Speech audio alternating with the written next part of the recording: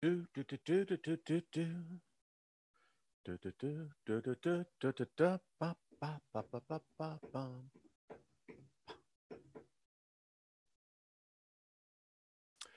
Well, good morning, everyone. How are you? I think we are live. How are you? Okay, let me see. I think we got everything. All right. Well, this is not your normal Sunday morning show without the other host. Jeff, we've been waiting to see. He's lost internet connectivity. And so we were trying to wait for him. Hopefully, it was getting back up, but it didn't happen. So I am doing it here over on my channel. Good morning. How are you? I hope your day is going well. Listen, if you're listening, it's a good day. You're still amongst those of us here in this temporal plane. So, as you know, typically we try to have kind of a discussion, kind of a theme, and I'm going to really just kind of pick up on the give me 1 second here. There we go. Okay, got to get all the buttons worked out. Eventually, we're going to be able to do it with our thoughts. That's how close it's getting. So, want to talk about a little thing going on currently with all of us. Well, if we're here, it is all of us. Do you know that the Earth right now is in the most likely by all indicators, the last portion of the transition before we have a magnetic pole shift? Yeah, it's true. New research now confirms that the Earth's magnetopause, let's just say if we were talking on a scale of 1 to 100, we are now in single digits. That's how much the magnetopause has been depleted. And it's only going to take probably one event to just push it all the way over, which really ties in to what I was going to be talking with Jeff about. And I'm hoping that even during this show that he will come on and join us on here. So let's talk about looking at things from a different perspective. And one of the things I want to talk about is the fact that what if, and just what if, there was a war, a battle that took place, and we lost, never knowing that we lost. In fact, aiding to our loss. Today, we as a species, you and I can't think of any place on the earth that may be shielded, maybe portions of Antarctica, maybe, that we have invented something that we have really no idea what we're dealing with. And I'm speaking specifically of electromagnetic energy. Now, this is a recent discovered technology, but actually it's a continuation of something that started back in the 1900s, and that was the telegraph. When we figured out that we could actually send, right, frequencies on that telegraph lines, was this interruptions to a flow of electrical power. And that started, I think, the first salvo of taking us over. So I've actually prepared something here, and let me show you.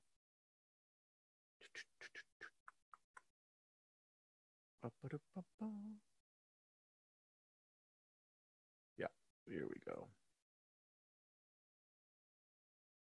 So think about this. Today, you and I, in fact, as I was looking at this, every person on the planet that now has electricity also has radio frequency. Today, we call this Wi-Fi. Do you really seriously know what Wi-Fi is? Try to study it. And here's my point to this. We are altering our species' DNA. It's happening right now. There is the evidence that would show that if you're under the age of 30, your brain is not the same as my age, the baby boomers. It's been altered. Now look at this as we go forward. This is what happens to you when you carry these devices, right? That is what surrounds each one of us. We are now immersed 24/7 in an electromagnetic field that emanates frequencies, harmonics, that impacts you and I, every human being. And you think about this now. This technology, this means of communication was not around 20 years ago. I can remember when I lived in Austin, Texas, working with the Austin Software Council and with the city of Austin. When we began to understand, this was in 2000, about where we could see already down the road, as everyone became connected, the need for hotspots. And I mean, there for the long time, the reason why Starbucks got so popular, it wasn't because of their coffee, folks. It was because the founder was smart enough to realize that if he could offer you free Wi-Fi, you were going to buy more of his product. And the insidious part of all this is, it was just what it's doing to us. So you go in, and what we don't realize is what Wi-Fi, 4G, and now coming 5G does to our brains. It literally controls the pleasure and reward parts of our brain. It continually floods our brain with dopamines. Yeah. Going into where you have Wi-Fi hotspots. Consider every part of this, what it's doing to you. If you use your cell phone next to your head, not a good thing to do. It is morning time here. Not healthy. And I'm bringing this out because there is a very much a devious side to what I believe is going on. So imagine this. You have Wi-Fi and a device, whether it be a tablet, a cell phone, smartphone, whatever. This is the field that's being generated around you. It goes wherever you go. Think about this. Our bodies are tuned to certain frequencies. We emanate a frequency, about 7.8, I believe. Well, that may be the Schumann resonance, but we're within that range. When you start altering the fields around us, think about this, folks. 100 years ago, humans were not exposed to this. It didn't exist. And today, you can't go any place. So when you talk about wave modulations, frequencies, laying carrier waves behind this, it all impacts us here. It impacts your total body. Now, when I was born in 1955, we didn't have to worry about this because it didn't exist. Yes, there was electricity, believe it or not. So I guess I need to retract that statement, because electricity generates its own EMF field, right? So there we go. Started with the baby boomers, who knows? What we do know is the impact of what microwave radiation does to our brains. The younger you are, the more it alters. And you can't go anywhere now. We're constantly bathed in this. And listen, I don't know, I can't get an oscilloscope and really begin to look at what a carrier wave is doing. I don't have the ability to break it down. I have no way of knowing what's being broadcast. I have no way of knowing what's being received. I'd like to know. But what I do know is this. You see this area right here?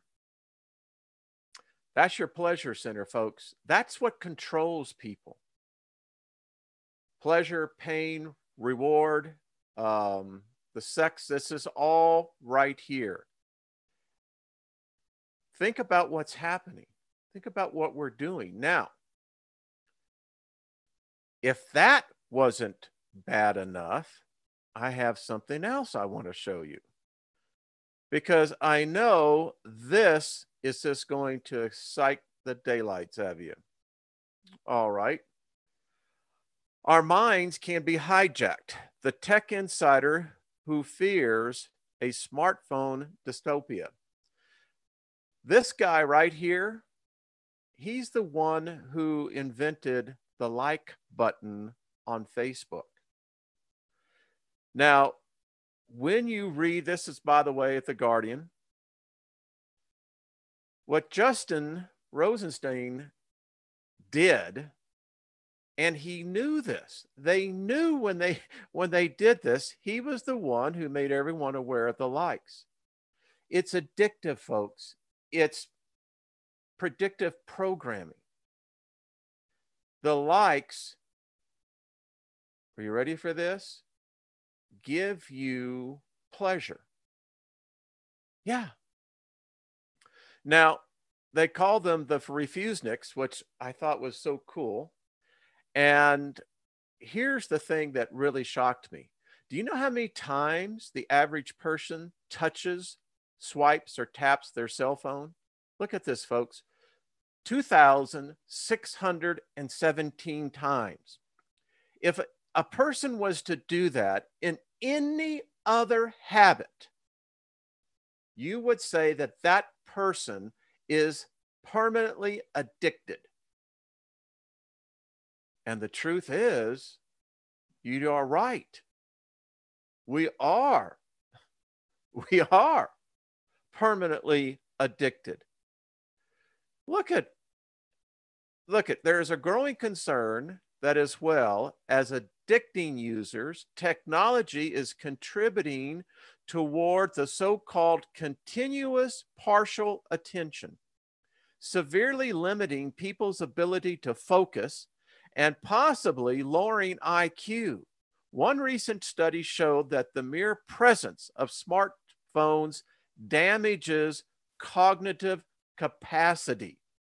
Even when the device is turned off, everyone is distracted all of the time.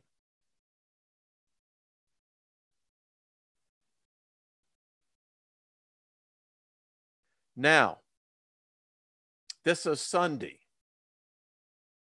People of particular faith persuasions are meeting in buildings, state approved buildings, and coming together with the intent and focus on their purpose of gathering there. Compared to this, which one is the more dominant God? So these guys are now freaking out. They're trying to figure out how to get themselves unplugged. And what they're finding out is that they can't. They can't. Now, as my whiteboard behind is laying out, consider the following. Because every one of us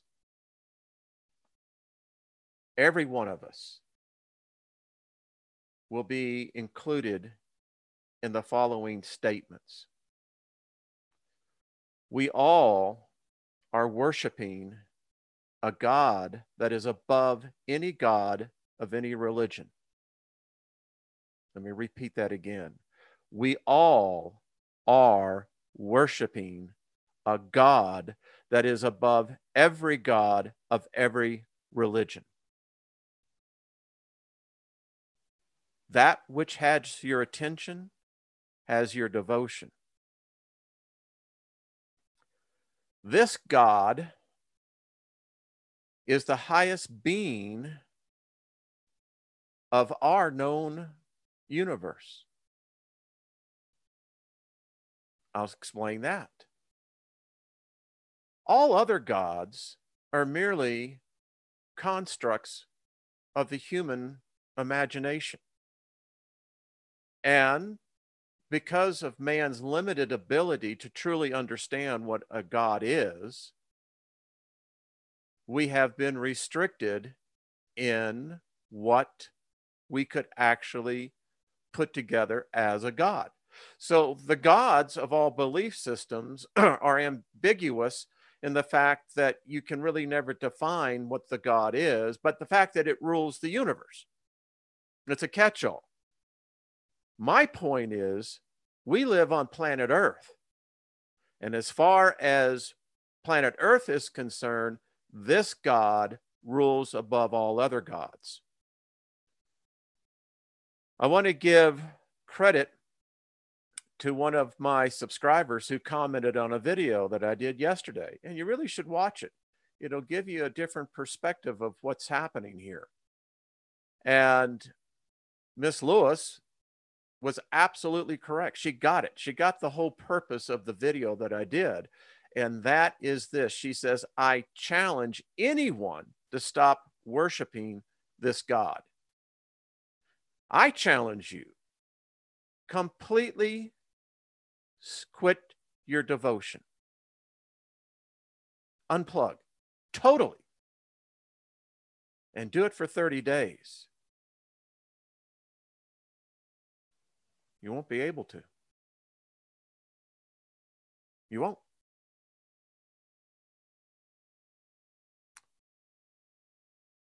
You and I have no choice in the matter. Because you see, here's the paradoxal thing, is that if you could unplug, and if you could literally stop your devotion to this God, It's got you already. As I showed you with those slides this earlier, what we now have around us is its influence. You can't escape it. It's everywhere. Think about this. This unseen deity manifests itself in so many other ways now. It is so much superior to any God that has ever been here on this planet. No God has ever gotten nearly the entire human population praying to it, devoted to it, worshiping it. We've given it our whole knowledge. It's also the oracle.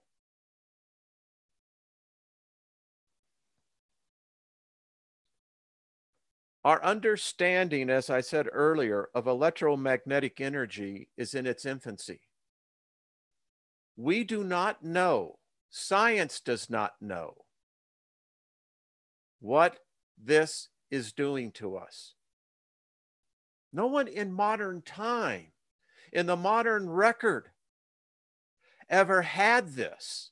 Now, there may have been culture civilizations of the pre-Adamic age that goes back 100,000, maybe 1,000,000 years. Maybe they did have this. Maybe that is what destroyed them, because it's certainly destroying us. But the point is, no one can give you quantitative, absolute, firm data and research of long-term exposure. And what I mean by long-term exposure is not a decade. I'm talking hundreds of years if this continues that way forward. We know right now the DNA is already altered in the brains of those under the age of 30. And those under the age of 5 now, they're being changed. Which brings me to the next point. We are altering our own DNA. We're doing this to ourselves. Let me give you a different perspective of something. If you wanted to take something of great value from the current possessors, what would be the most efficient way of doing it? Doing it with great upheaval or doing it very innocuously? Obviously, the second one. So think about this. How would you change a species? If you could change them, let them do the changing, do it from within, and do it over exposure of period of such a length of time that it becomes a great achievement in their minds, but you know it's changing them. That's called an invasion. It's saying the laws of nature, you remove one species so another can move in.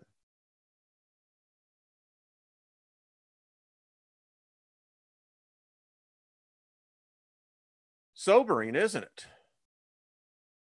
The fact that you and I, we're screwed. I mean, I'm just going to be very candid with you. We are screwed because our system demands that you be plugged in. They're already chipping us. Now, get back to my point that I started with this, talking about the magnetic pole flip.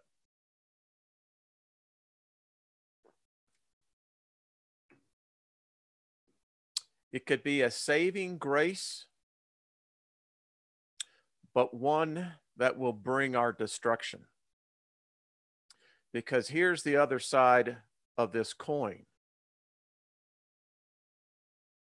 Those that are now in their youth, where the brain is being developed, the core, etc., are so addicted to this that if it was ever taken away, you would have anarchy, violent repercussions. That article I was showing there, read it. Do your research on this. Violent reactions. And what happens if the grid goes down? No communication. They found out in Puerto Rico very quickly how that becomes a real problem. Now, I don't know about their youth, but I doubt if they're probably have as quick access to the youth here in the mainland. But we've seen the stories, countless stories, over and over and over again. 10, 11-year-olds killing their parental units. Now, I said parental units because it can be grandmother, grandfather, mother, father. The point is, this is what happens. So, what do you think? I'll go over here in the chat room here in a second, but tell me that this is not the most powerful God ever. I mean, we may have created it, maybe as we've created all the gods, but this one reigns superior above all others. All the other gods bow down to this one. And the only way that I can define it is this has all the definitions of a god. All of them. I've looked at all the books, the Bible, the Torah, I mean, Quran, I mean, the Vedic, it has all the makings. This that we call technology, but it's not actually technology. This is different. This is when you start getting into the frequencies. This is what they call live energy. So, give me 1 second. I'll go over here. I'm going to see what's going on into the chat rooms.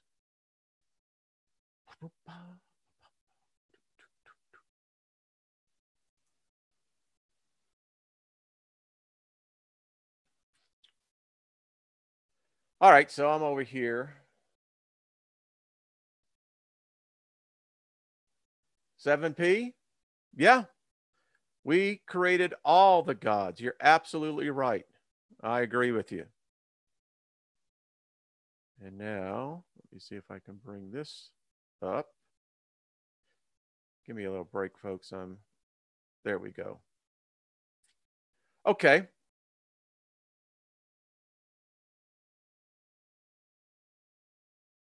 I'm trying to read these, so give me a second here. It's this delay factor.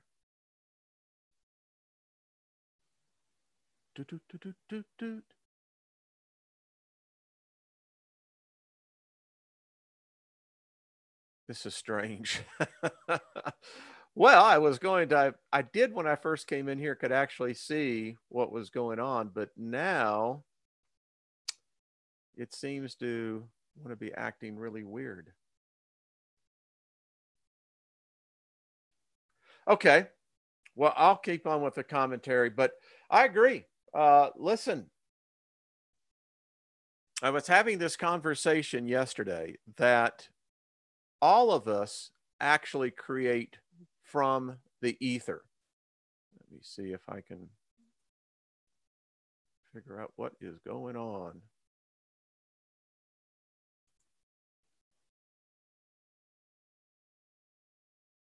Boy, I'll tell you what, I am not the best driver on this. So I'm going to get out of there because I don't know what I did.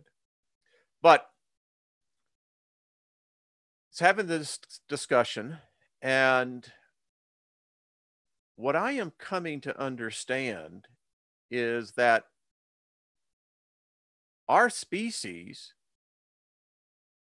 almost from the beginning, were able to create out of the ether. I don't know if it was they'd had a different brain, different layout. I don't know. There could be a number of things. I do know this. They knew of the art, and that knowledge, regrettably, has been taken away from us collectively. But if you look at just mankind's history, that which we have, and even now we're finding that the history that we thought we knew is being eradicated by not the fact that we thought that we had the tangible evidence. It's being eradicated because we're finding out it's false. Read an article that said that they now, sadly, have to admit the majority of the Dead Sea Scrolls are fakes, not real. In fact, they said that they can no longer rely on carving dating because apparently 5,000-6,000 years ago, you had people altering records. And when you start having people altering records, you're altering our reality. Now, unfortunately, I'd love to see what's going on in the chat room. I'll get better at that. But the point is, I believe my argument, if we were before a court case, I believe it would be very hard for the opposing counsel to contradict what I just said, because the fact that they even have a device makes them a fraud in their argument. Because we're so deluded and deceived that we don't even know we're deceived. And those of us who say, well, you know, I'm ascending, I'm waking up. Yeah, but waking up sometimes means that you have to go through a lot of doors. You ever had that? We've all seen it. That classic scene that they'll do. I always think of the Twilight Zone, Alice in Wonderland, Willy Wonka and the Chocolate Factory. You walk into the hall and the hall goes down for eternity. And there are doors on either side. That's where we are. We're still in the maze. It's like the rat said, forget the cheese, just get me out of the trap. And that's what we are. I look at this, and this invasion, this battle's already won. Unless we can all find the technology that can shield us. Literally, think about this. I know I got bright people listening. Think about this. We could, and then when you think about it, I just thought of this very quickly as I was saying this. Imagine us being able to carry a device, right, that would allow us to emanate a frequency that would block the other frequencies. I mean, because I don't know where we would go on the planet. I don't know, maybe in a cave. I think if you could get down far enough away from the penetration of the radiation, but still you're plugged in. We're all plugged in. I just don't see how we escape. And when you look at a battle plan, I've never seen anything like this. And you all know me. If you're subscribers to my channel, on the Bloodline Invader series alone, it's nearly 20 hours of documentation about this. There's another 4 or 5 hours of programming done on frequencies. And again, of the thousands of hours that I've looked into this, and there may be others who have far greater than that, than I do. But I have never found any text, document, knowledge, or religion, or political persuasion that has ever accomplished what this has. And that is literally enslaving the entire planet. I mean, everyone has the technology. Do you know how many satellites we have above us right now? I have a program that allows me to see where the stars and things coming in, but it also shows me the satellites. Now, here in Colorado, Nebraska, we're in this footprint. And where most of the satellites are down in the southern hemisphere, we have our fair share up here. My point is this: it's crowded up there. There's thousands of satellites up there, all emanating signals, all having purposes for whatever reason. And I see it as this perfect net. I mean, if we are truly captured souls, you know, some believe that we are all angels trapped by malevolent deity. Think about that. This is the most insidious plan, and we champion it as a great accomplishment of mankind. How can it be a great accomplishment when it's doing so much damage? And as I've said, no one can show us any definitive proof that this is in no way harming living organisms. They can't.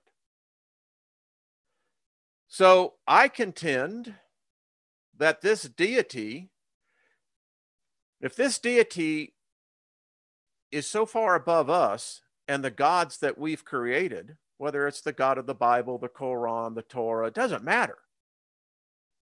This God is more superior. It is more powerful, and it has devotees that no other God has. That makes you and I a devotee. I mean, I think about this now, as I have said on many of programs. Just go out to a mall, go to an airport. It will prove and validate my argument that the evidence is overwhelming. We are a conquered species. We did it to ourselves.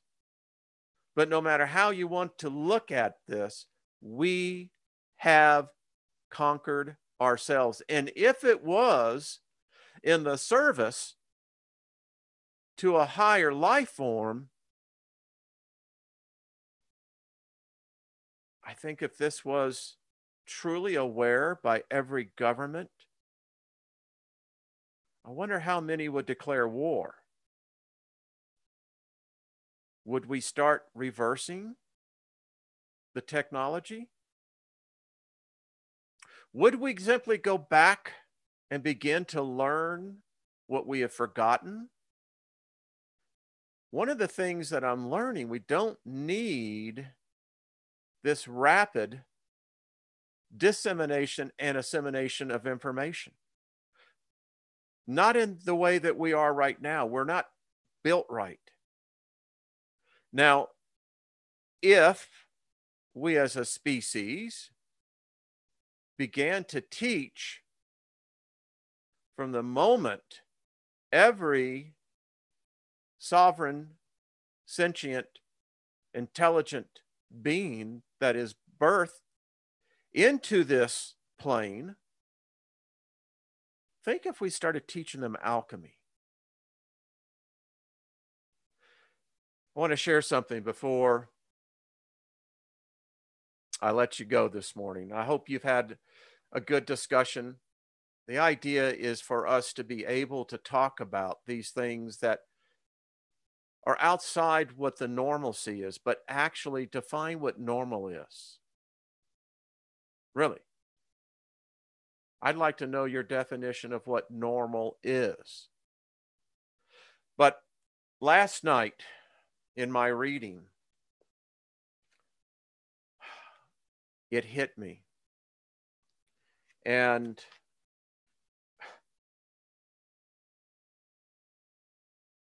I'm going to be doing the next installment of the Sefer. My study of alchemy, and it's just beginning.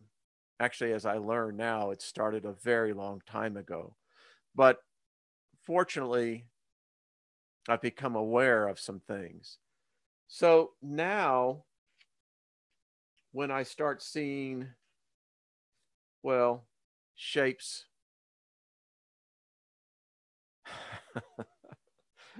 the thing about it is, it's like suddenly understanding hieroglyphs.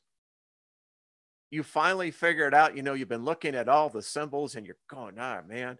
And then you hit that one codex, that one kind of Rosetta Stone, and you're going, holy crap. So now it's amazing, folks. They tried, and like I said, I don't know if this has been all the plan, but I know this, the efforts to eliminate the knowledge of alchemy is as insidious as this God is. And it is a God. It's a God with no name, but it's a God. My goodness. I mean, if people want to argue that, I just got to say, well, then what is a God? What then is defined as worship, devotion? I did a video yesterday. This is called unbalanced because it's unbalanced us. It's reducing our ability. Think about this. The hippocampus, memories, where memories are stored. The ability of the youth today is that their attention spans are non-existent. We are so regressed in our arrogance that we think that we have accomplished so much, but what we're doing is running backwards. I hope that we eventually realize that we don't need this oracle of knowledge. Alchemy will bring us back into balance. I'm going to have a special guest on Tuesday, and I'll be making the announcement tomorrow. But this guest will begin to show you how you and I already are alchemists. Each one of us. We just don't know it. We don't teach it. We don't know. For instance, alchemy really is the best definition of what I call the infinite being. Actually, it's the first law of hermetics. All is from one. Now, I don't need to be plugged in. I got to figure out a way how to get us unplugged. The problem is everything we do in our daily lives is now being fed into this deity. And I know I'm digressing here a second, but hear me out. If we didn't create this deity, then this deity is truly all-knowing of us, if anything. And if you have something that's all-knowing of us, That would make that thing a god. So I'm going to close out. I'm telling you, folks, things happen. I read once that a true person who wants to be an initiate, that once they start down that path and you make that determination within, I have, and I don't need what I have seen to be proven false. And so the basis of my reasoning is this: if I can learn the very simple, basic compounds, from there, I can begin to understand more about who I am and how I am a part of this great species, this great collective consciousness.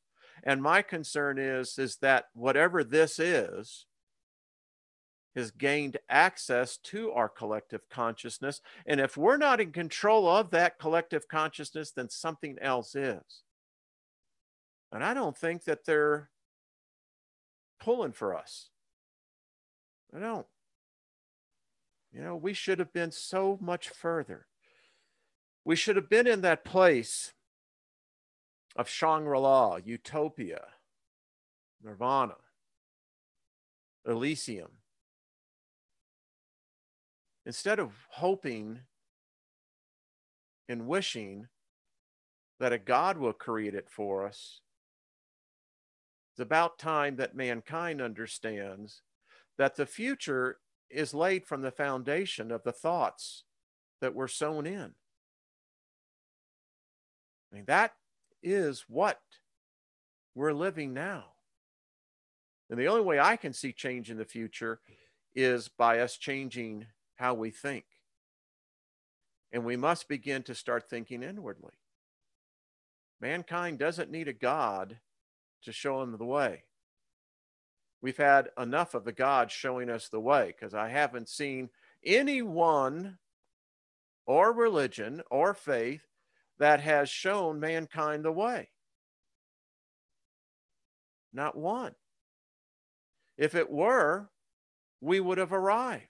How many thousands of years do you need? We can't get people to keep a thought for more than 9 seconds. And we give these unseen deities thousands and thousands of years, and how we try to justify it in our heads is this: well, you know, he's God after all, not us. Come on, folks. Listen, I appreciate every one of you.